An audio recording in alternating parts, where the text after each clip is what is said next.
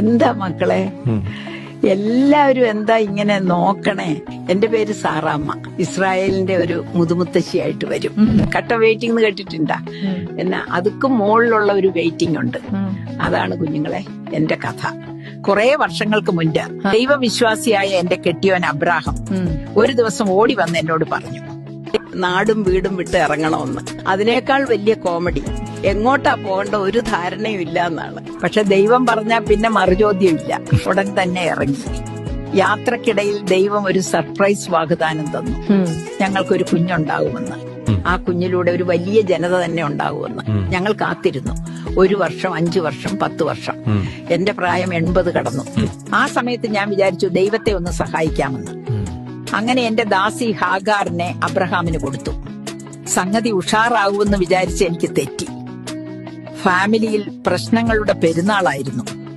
മക്കളെ, ലൈഫിൽ short cut നോക്കിയാൽ ഇതുപോലെ പണി പാളൂട്ടാ. അങ്ങനെ എനിക്ക് പ്രായം 90ആയി. പല്ലൊക്കെ പോയി, മുടിയൊക്കെ നരച്ചു. അങ്ങനെ ഇരിക്കുമ്പോൾ 3 പേര് വന്ന് പറയുകയാണ്, അടുത്ത വർഷം സാറയ്ക്ക് ഒരു മകൻ ഉണ്ടാവുമെന്ന്. സത്യം പറഞ്ഞാൽ എന്റെ കൺട്രോൾ പോയി. ഞാൻ അങ്ങോട്ട് ചിരിച്ചു. അപ്പോഴുണ്ട് അതിഥിയുടെ ചോദ്യം. ഉൽപ്പത്തിയുടെ പുസ്തകം 18-ാം അധ്യായം 13, 14 തിരുവചനങ്ങൾ. വൃദ്ധയായ തനിക്കിനി കുഞ്ഞുണ്ടാകുമോ എന്ന് ചോദിച്ചു. സാറ ചിരിച്ചത് എന്തുകൊണ്ട്? കർത്താവിന് കഴിയാത്തത് എന്തെങ്കിലും ഉണ്ടോ? മക്കളെ, പിറ്റേ വർഷം എന്റെ കയ്യിൽ, എന്റെ ചോരയിൽ പിറന്ന ഒരു കുട്ടി. 90-ാം വയസ്സിൽ പ്രസവം. ഞാൻ അവനെ ഇസഹാക്ക് എന്ന് പേരിട്ടു. അർത്ഥം എന്താണെന്നറിയാമോ? ചിരി.